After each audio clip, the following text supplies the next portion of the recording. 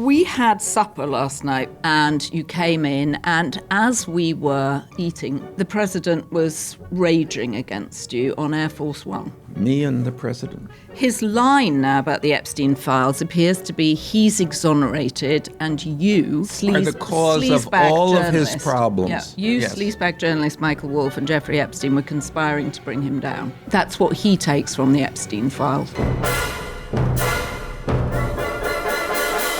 Michael. Joanna. We are back in the studio. Thank goodness. And I have my little walker tucked in the corner. Thank you, everybody who's told me about your hip replacements. Let's not display the walker. It's not displayed. It's tucked away. And by this time next week, I will be done with the walker. Although we will soon all be with walkers, so we should maybe practice. Well, the only reason I've got a walker is because soon I'll be able to run like a gazelle. Okay, we're going to run together. We're never going to run together. I still don't believe that you run. Anyway, thank you very much for your lovely comments about getting well, and also all the people out there that have had hip replacements and your various ideas for therapies and when you're on a cane and all that. I really appreciate it. It's actually very nice to hear from people. All right. And what colour is this, pray? Is this a latte? Yes, and this is chocolate. Okay, so chocolate latte this morning. Okay.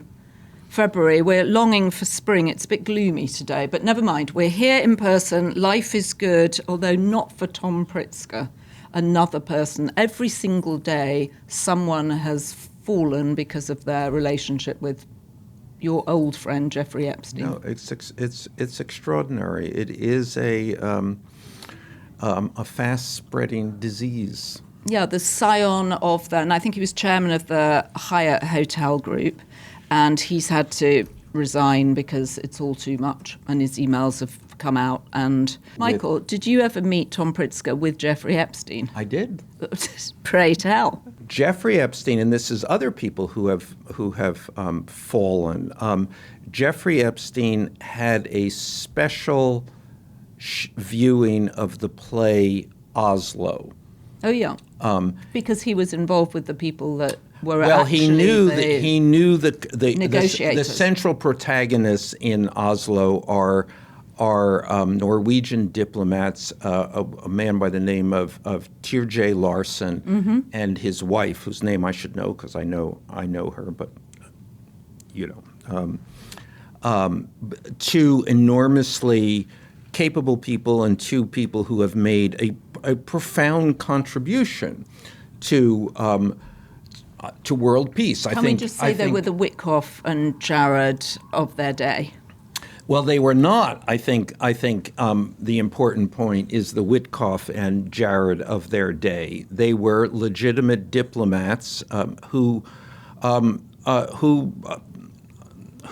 made a profound contribution to the world. Right, to the Middle East peace process, to be specific. Yes, and to other things. I mean, these were lifelong career diplomats, and actually the play Oslo, which is kind of terrific, makes this very clear. The kinds of things that they did and the kinds of things that they were involved in, and this profound contribution that they made. And it was at the Lincoln Center. It opened at the Lincoln Center. Yes, and Epstein was a friend of theirs, so he had this special, not screening, staging, viewing, whatever. At his home? Or do you mean at the Lincoln Center? No, at Lincoln Center, right. Yeah. I mean, he sort of bought out one evening at Lincoln Center and then invited a lot of people, including Tom Pritzker, which is where I met Tom Pritzker. And I think one other time I met him at Jeffrey's house. Did you ever meet Deepak there? I did meet Deepak Chopra. Yes, I think we've talked. Haven't we talked about this? I don't think we talked about him. Let me see.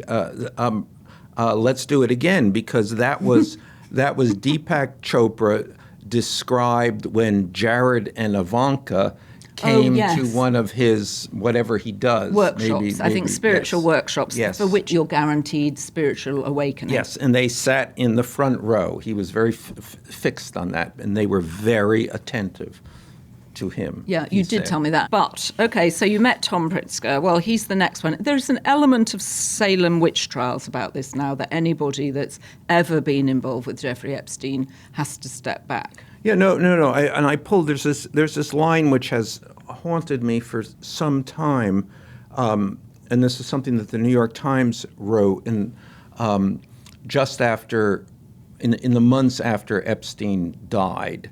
The New York Times, an editorial in the New York Times, they said, anyone who has shaken hands with Mr. Epstein in recent decades should be scrutinized.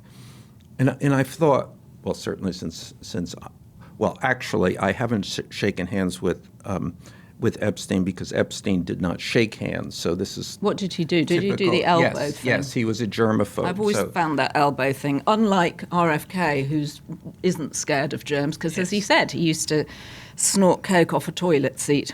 I know I said that on Saturday, but it's such an extraordinary detail about him. Here's an uncomfortable truth. Your home address, phone number and personal details are almost certainly online right now, being bought and sold by data brokers you've probably never heard of. Stop companies from fleecing your data now with Incogni. Incogni automatically hunts down your personal info and removes it from hundreds of data brokers. They can't profit off you if they can't find you. What I love is how dogged Incogni is, continuously scrubbing your info from people's search sites, online directories and giant databases housing your precious details. And if your personal info pops up somewhere new, you can flag it and a real privacy expert takes care of it in a flash. Let's stop the endless spam calls, scrub your data now and give yourself some peace of mind. Act now to get an exclusive 60% off with an annual Incogni plan. Just go to incogni.com/beast or click the link in the episode description box. Epstein was very much a germaphobe, and I often said that a pandemic was coming. Before the pandemic Odd came. that he was a germaphobe, given how many people, strange girls, he had sex with that he didn't know, and that there seemed to be endless doctors on hand to help the girls who'd picked up STIs. I don't know what to say to this. I find because one of the things, if you told me that Epstein did not actually have penetrative sex, right. I would not be surprised. His fetish, which is, we should demands significantly more explanation, which I wish someone would do, was about these massages. I mean, that's what the whole thing was. It was a constant thing, and I don't understand this. I don't understand why anyone would have this. Well, I think they were massages with, in theory, happy endings, right? I mean, wasn't his thing that he had to have 3 climaxes a day, according to Gillen? There's the penetrative issue. I can't. We're not clear on that. Anyway, let's get back to the handshake. Okay, so the point is he didn't. The point is he was a germaphobe, like Trump is a germaphobe. The point is that this all was these gross men are germaphobes. It's so ironic. The point is that this is set up. The New York Times foreshadows this. That almost anyone, that this is guilt by association. Right. And this is a classic thing. I mean, this could not be more classic. What was Tom Pritzker's association? Is there any suggestion that Tom Pritzker was involved with Jeffrey Epstein's dark sexual, that compartment of his life? No. There is certainly no suggestion of that. Just the only suggestion is that he had a friendship with Jeffrey Epstein. All right, so we had supper last night with a group of friends. You were in town, you left the Hamptons behind, and you came in, and as we were eating, if I may say so, a rather good lasagna, the president was raging against you on Air Force One. Me and the president? Yeah, I mean, his line now about the Epstein files appears to be he's exonerated and you sleaze, are the cause of sleazebag all of his journalist. problems. Yeah, you, Yes. sleazebag journalist Michael Wolff and Jeffrey Epstein were conspiring to bring him down. That's what he takes from the Epstein files. Right, and this is not altogether untrue, by the way. I mean, it is certainly untrue that he's been exonerated. He's always exonerated. Right. Nobody's been exonerated more. The great exoneration, terrific exoneration. But it certainly was a piece of my relationship with Jeffrey Epstein was trying to get him to use what he knew to actually sound, at the very least, a warning against Donald Trump. Right. So yes, so he is right. He's picked up on that. He's kind of focused in on that. And when he focuses in on things, that is actually he has an antenna for what is true. In other words, so when he singles that out, he is saying, yeah, that could have been harmful to me. Right. And well, I still think he thinks the Epstein files might be harmful to him. And let's go into, because I want to do the Steve Bannon thing, because Steve Bannon has been an Epstein person of the day. But before we do, I would just like to remark that I thought it was strange that the reporters on Air Force One, given that the news last week with your own legal case that Melania doesn't in fact live at the White House, she lives at Trump Tower, I thought it was odd that instead of asking them, where does Melania live, they asked instead, did you give Melania flowers for Valentine's Day? And weirdly, he didn't even say yes to that. He said, oh, it's complicated. What's complicated about it? He couldn't just say, no, because we don't live together. And why did no one say, is it true that Melania lives in Trump Tower? Instead, he looked sort of sheepish and weird and backed away. Yeah, no, and that's the other thing why my name comes up. I am under his skin with this Melania lawsuit. Well, we're inside his head, and you're under his skin. I mean, this lawsuit is a problem for them. I mean, they screwed up to get themselves in a position where I could pursue them. They're not pursuing me; I'm pursuing them, and that this could ultimately end up with depositions taken certainly from their friends, and quite possibly, inevitably, actually, if it goes that far, with them. So that's a screw up. The lawsuit, getting themselves in this position is a screw up with my name on it. But if I were a journalist on Air Force One and I had the opportunity to talk to Trump, I would be talking to him about this. Journalist, if you're out there and you're looking for things to ask about, well, yeah, but you know the suit problem. Against Melania is interesting. Yeah, you know the problem. If you ask those kinds of questions, you won't be on the plane anymore. Well, I'm sure that he will open the door mid-flight and kick them off. Anyway, but I want to get back to this Bannon thing, and I want to connect it to this idea that he thinks that I was plotting with Epstein against him, because one of the people who person Epstein was plotting with against Trump was with Bannon. Mm-hmm. But also let me recollect that moment when Jeffrey Epstein met Steve Bannon, Steve Bannon's first words to Jeffrey Epstein were, I know what they were. Yeah. You were the only person I was afraid of during the 2016 campaign.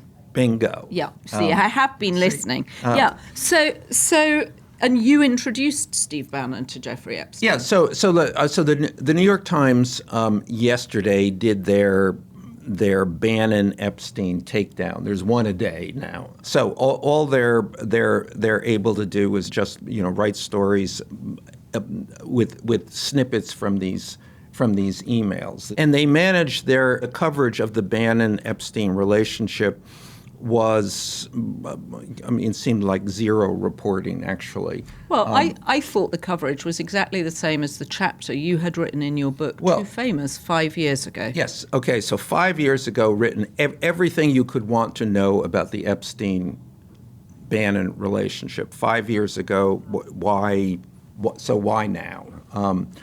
And the other thing is that they missed a kind of a salient fact, which is that I was the person who introduced Epstein and Bannon, which is interesting because the New York Times takes any excuse to give me a poke.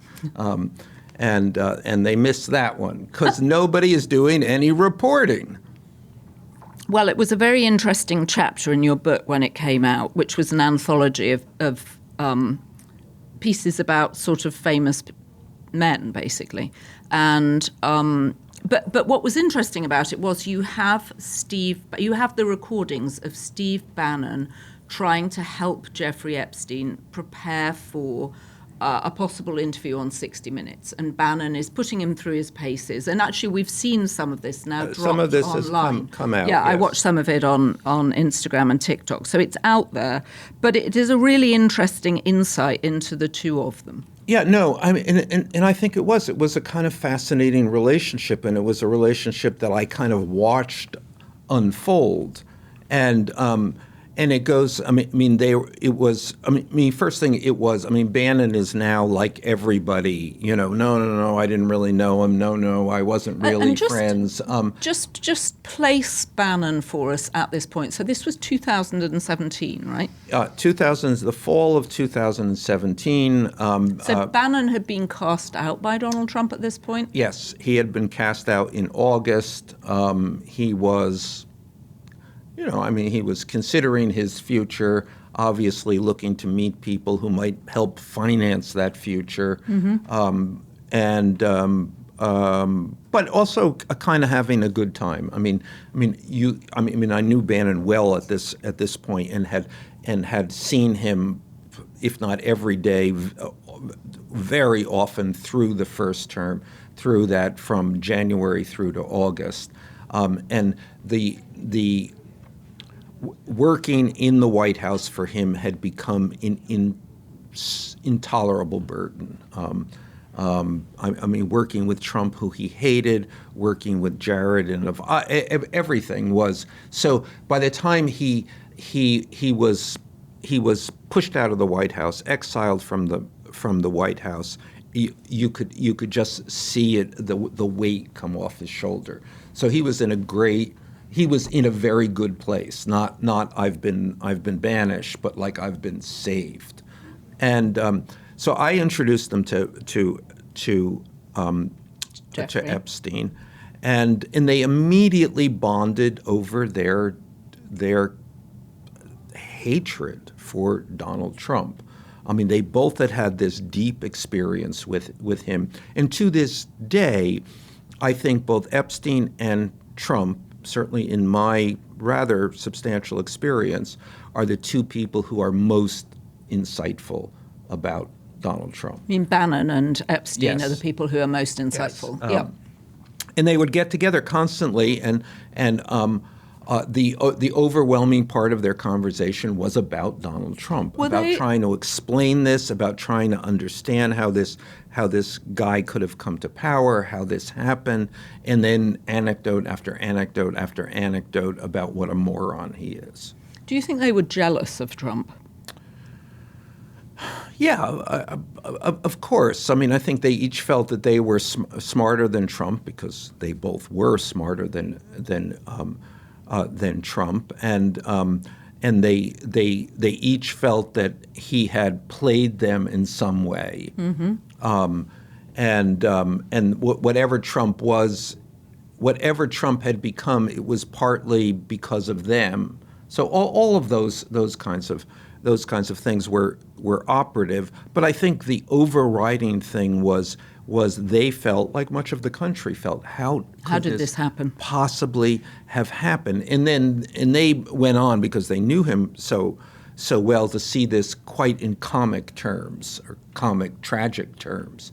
So this became a kind of entertainment for them to go over this again and again and again and again. But the point is they really bonded. They really became incredibly good friends, on the phone all the time or in person all of the time. And did Donald Trump know this? Did he know that the two people that he had at one point been close with were now bonded together? Because I would imagine that might make him paranoid. Yes, and I imagine that he did know this, and it probably did make him paranoid. Yeah. In the book, I mean, there is a kind of kind of thing, and it's an unanswered question. How aware was Donald Trump of this Epstein relationship closing in on him? There is the view of a number of people that when Epstein started to talk to me about Trump and I started to publish this, and I went back and forth with Epstein, and he said, yeah. I mean, I remember this very specifically, yes.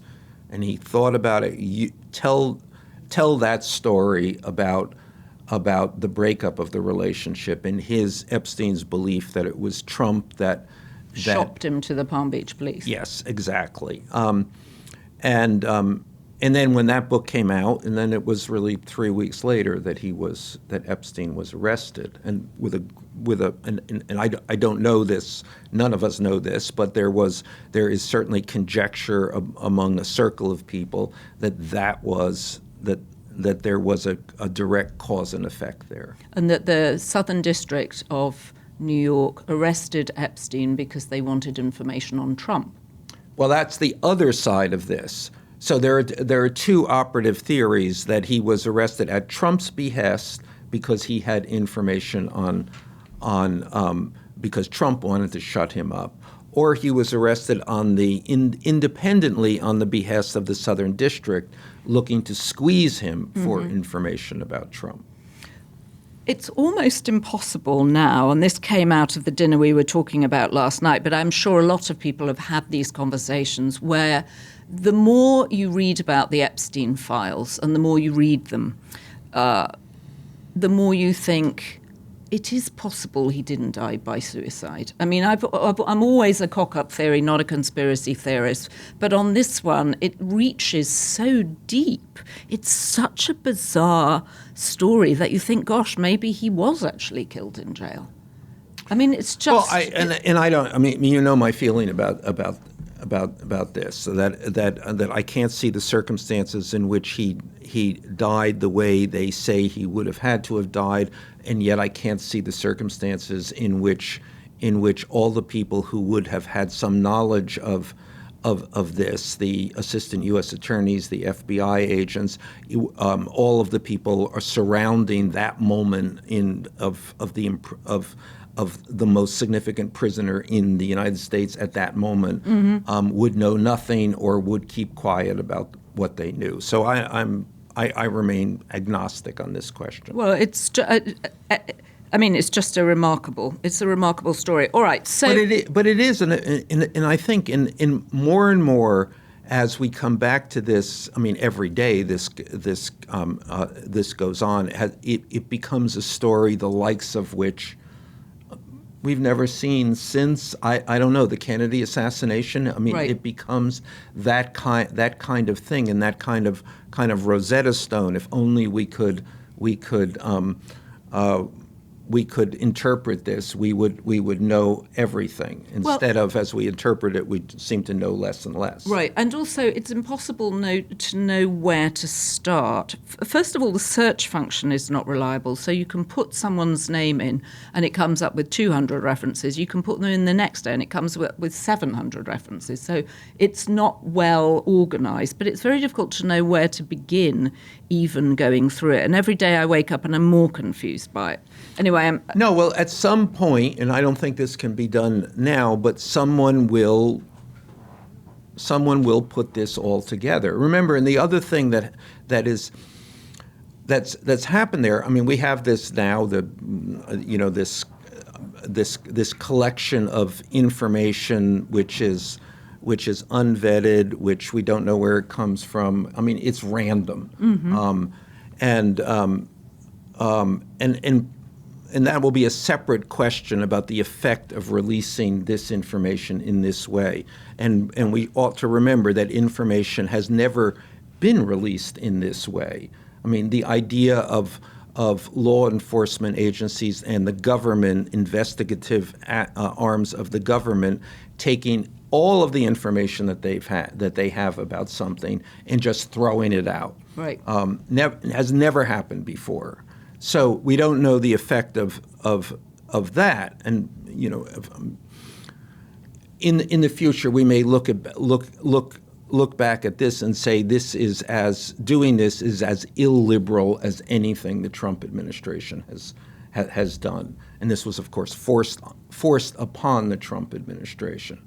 But the other thing is that we don't have the people who are directly involved with this. Mm-hmm. People, Tom Pritzker, Kathy Rumler, Joel Klein, I just saw was pulled into this the other day. Naomi Campbell. Right, Naomi Campbell, yeah. All of these people, nobody who actually was a part of this has spoken. They don't speak. Well, everybody's advising them not to. There was a wonderful... Except me, by the way. I am speaking. Okay, well, you are speaking, yes. There was a wonderful line in the piece about Joel Klein, who was the former head of education for New York City and is spending some time with Epstein, it sounds like, for a company that he's doing post his leading the education job. But Epstein says to him, I want to have some friends tonight. Can you think of some people to invite who aren't too ponderous? And Joel says, I fear most people are too ponderous. I thought, what a good line. What a great line. Yeah, it's impossible to know where to begin. But also, isn't it, I mean, your point about illiberal, well, maybe illiberal is the word, but anti-democratic about the fact that all these statements and things have just been thrown out there. When you give information to the FBI, you don't expect it to be made public. No, I totally. I mean, I think illiberal, we can... whatever the word. Yeah, right. Yeah, no. This goes back to that New York Times thing. Anyone who has shaken his hand, deserves to be scrutinized, which scrutiny. Is obviously not true. What? Oh, and I can add, what these people at the New York Times don't know is that Epstein credited one of the contributors to his rise was the publisher of the New York Times, Arthur Oakes Sulzberger, so now the grandfather of the current publisher, because Epstein, when he was a teacher at the Dalton School, one of his students was the daughter of the then publisher of the New York Times, and the then publisher of the New York Times met Epstein and then tried to encourage him to break out of teaching, to leave teaching, or was offered a job at the New York Times. Epstein was offered a job at the New York Times. Yeah, I mean that's according to Epstein. Yes. Right. But again, the New York Times reporters don't know this because they're terrible reporters. They're not reporting. I just want to make this point again, that they are not reporting, that the idea of going through these emails and just extracting snippets from these emails is not reporting. They don't know the context. They don't know the meaning. They don't know they know nothing. But I guess my point, and maybe this is what you mean by the illiberal point, is just the collateral damage on people is remarkable. I mean, yes, no. Kathy Rumler's private life absolutely everywhere, all over the front page of the Wall Street Journal, none of which really pertains to the Epstein case. None of it. Yes, no, and even when, I mean, in just due process, I mean, this is a kind of violation of due process. Due process says you have information related to a specific investigation or crime. Well, yes, okay, the public has the right to know about that, but it does not have a right to know about the information that has no relevance. Right, okay, yeah, I agree. And that's where it gets very Salem witch trials, the whole thing, whereas we are trying to get to the bottom of an industrial-sized sex trafficking ring. Should we talk about climate change? Please. It's too much Epstein, although it is a remarkable story and it's continuing to grow. And obviously we'll continue to map who's the next person who loses their job. It's continuing to grow, but no one is continuing. No one is really telling it. Yeah, there's less understanding of what it is. And by the time we come back on Thursday, someone else will have lost their job. I think we can guarantee All right, so climate change, it's not happening anymore. We're all going back to coal-fired plants. We pulled out. I mean, this is, and let's get inside Trump's head on this, because, I mean, what he has done is he has given up power. So the federal government, over the course of a generation, has amassed a variety of tools, accrued power, with which it can regulate climate issues, which it can oversee and begin to, and that relates to automobiles, it relates to water, yes, everything. I mean, they have a kind of a broad, or they have amassed an amount of authority here. So whether you use it or not, you get to use it as you see fit to use it, as you are advised to use it. You can decide to use less of it. It's just an authority that the federal government has come to have, because obviously there is reason to believe, even if you might want to disagree, there is a reason to believe that this is a threat that the government should be aware of and might well need to be in a position to act on. Okay, all of this is very, very reasonable. What the Trump administration has done is basically say, we don't want that power, and we're giving it back. So they have dismantled the entire system for regulating, for having any involvement in the regulation of climate change. So why would they have done that? This is not as simple as saying, well, we disagree with the science here. I mean, this is like we're going away. We're whatever power we have here, we are giving it back. We want to hear nothing. We are washing our hands of this matter. Why would you do that?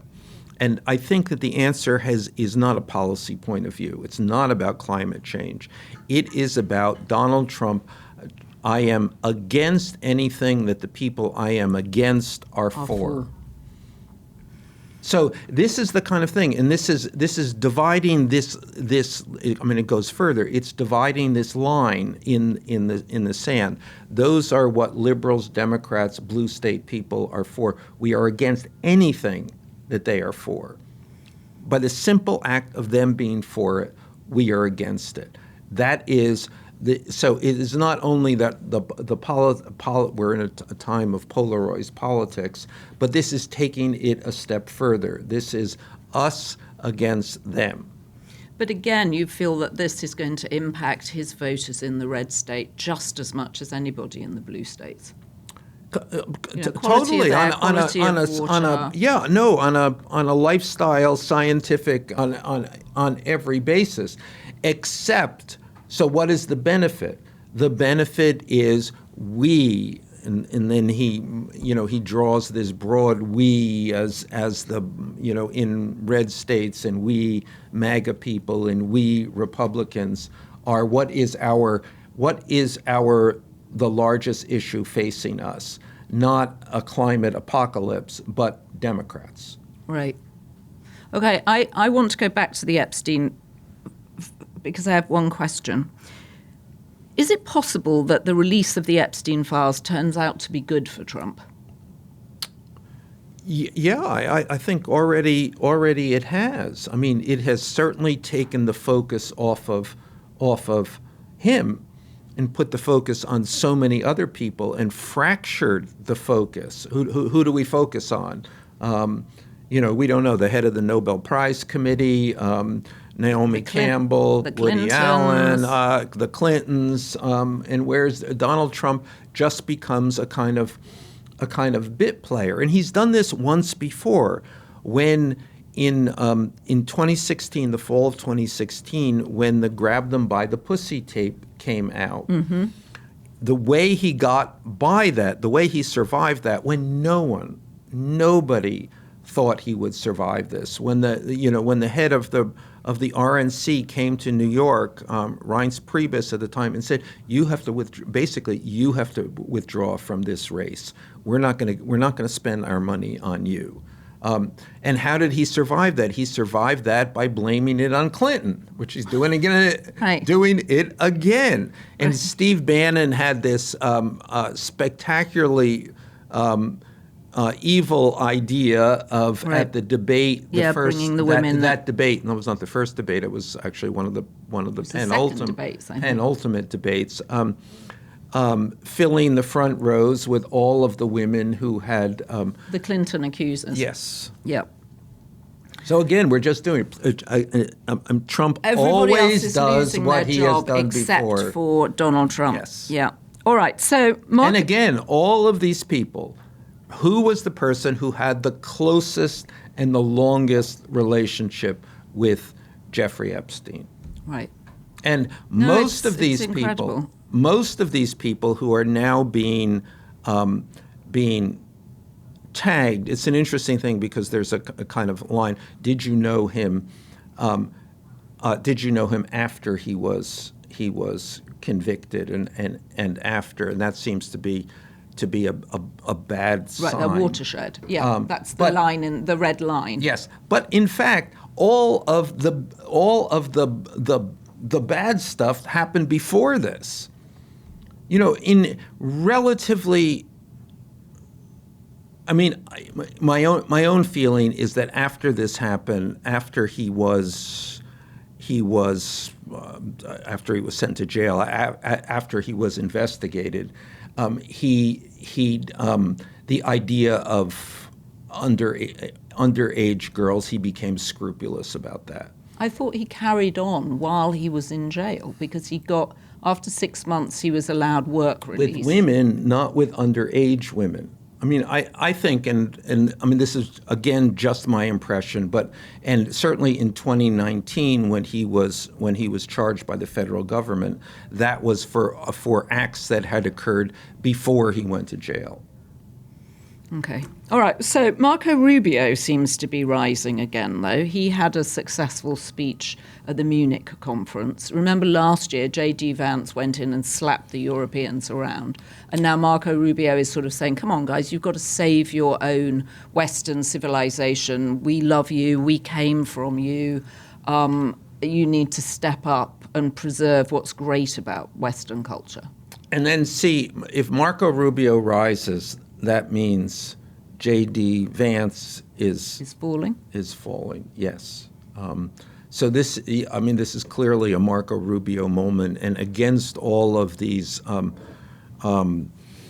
against the gang that couldn't shoot straight, that comprises this administration, he invariably looks good because he is actually the one person in this administration who has some professional experience in the job at hand. Right. And he speaks more fluently. I mean, Pete Hegseth doesn't seem to be allowed off the teleprompter. His speeches are terrible, but he doesn't seem to go off the teleprompter. Whereas Marco Rubio seems capable and intelligent enough to speak Marco fluently Rubio and has off been the doing cuff. this. He's run for statewide office 2 times, I think now. Was in his third term as senator. As the Florida senator. And he ran for president too. Ran for president, has had a significant position on the Foreign Affairs Committee. He's a pro. The one pro in the administration right now. So the interesting thing, and you can almost see him. It's a kind of fascinating process in which he is trying to adapt to his background is entirely as a classic Republican, a pro-international involvement, somewhat neocon kind of guy, and now he has had to adapt that position, which is contrary to the Trump administration's position, to the Trump administration. And he does this, it's not, it's not unimpressive. It's completely amoral to a horrifying degree, but he is clearly trying to survive this to, at some point, I would suspect, turn what he stays up at night thinking is I'm going to get through this. And right. When is the moment? When's the moment? Yeah, I'm going to pull it back to the middle. I'm going to finish off these guys who I hate. Right. Yeah. And also you feel that he's trying to signal with his face. He's always looking anguished in photographs. He's looking off in the middle distance and everybody's like the caption is always Marco Rubio looking for his soul or whatever. But you do sense that there is something more there than there is with... Now the question is, when does Trump get onto this? Right. And when does JD... Well, JD must be onto it and trying to... So he lies awake at night thinking, how do I get rid of Rubio? Right. Yeah, no, and this is also a classic Trump thing. Let me have two guys who will kill each other. Yeah. And leaving who standing? Me. Donald Trump. Yeah, me. All right, so what about AOC? Because AOC was also in Munich, which I don't think technically she needed to be. I think she was elected to represent the people of the Bronx and Queens, and yet there she was in Munich. Yeah, I think it's fascinating. She's obviously running for president. Clearly running for president. She's obviously a person outside of all of the conventions of running for president, and what we know now is that the person outside all of the conventions for running for whatever office you're running for has a kind of remarkable advantage. Well, not always. I mean, let's not forget Abigail Spanberger in Virginia. Let's not forget Mikey Sherrill in New Jersey. I mean, she's a more interesting politician because she says things. Well, that's going to and that is clearly going to be the Democrats' dilemma. Are we a middle of the road party? Are we a disruptive party? Yeah. Well, and nobody knows, because nobody knows what works in that. Clearly, both work, but you can only choose one. So, who would her vice be if she were going to run? Part of her vice, is she going to have an older white guy? I don't know. Is she going to have Bernie? Let's not go there. Okay, that's too far. All right, but it is interesting thinking about her. She seems a viable candidate. She's only 36 years old, so she's gonna. I'm sure she is playing this. This is as much she doesn't know what to do yet. Right, and everybody's going to run for the Democratic Party, right? Mark Kelly is making more noise. He won his case against Pete Hegseth. Gavin Newsom obviously making noise. I like Seth Moulton from Massachusetts. I also like James Tallarico, but I also like Jasmine Crockett. So, well, so what happens? We're just foreshadowing what will begin to clarify as soon as the midterms are done. Right. Day after the midterms, we're off to the races. We better put our boots on, yeah. Yeah, but we better be paying attention to the people who are going to win the midterms too. The Tallarico, Jasmine Crockett primary in Texas is interesting. I think it's March the 3rd. So that's 2 weeks, I think. Yeah, so we need to keep an eye on that because that's going to be, both of them have got a lot of support. Obama was talking up James Tallarico. It's very interesting. All right, so... Who? James Tallarico. Oh, do you mean Obama? Yes. Obama, yeah, who? Jesus. Well, he's been out and about a bit more. Yeah, well, he's, but... Since you poked at him and said he wasn't doing anything. All right, we have lots of questions for Melania. JV Saints wants to know, is Melania receiving funds from the US government? What state does she claim? That might be interesting for you to look into. Two different questions. Is she receiving funds from the U.S. government? Of course, she's supported in all kinds of ways by the executive branch. But what state? I don't understand that part of the question. Well, I think what state is she? Does she have to be in a state to qualify for funds? No. Okay, here's another question. I like this question. This is from BoatNut57. Question to ask Melania in the deposition. Can your black-rimmed hat be used as a weapon like the bowler hat in Goldfinger that Oddjob uses to decapitate a statue? I thought that was a good question. I think it's a facetious question.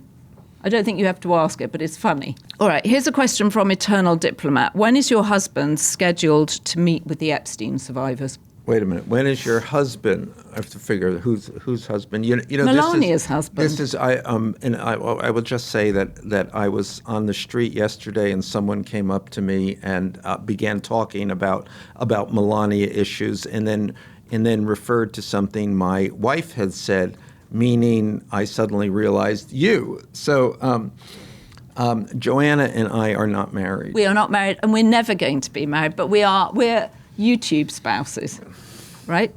We're podcast spouses.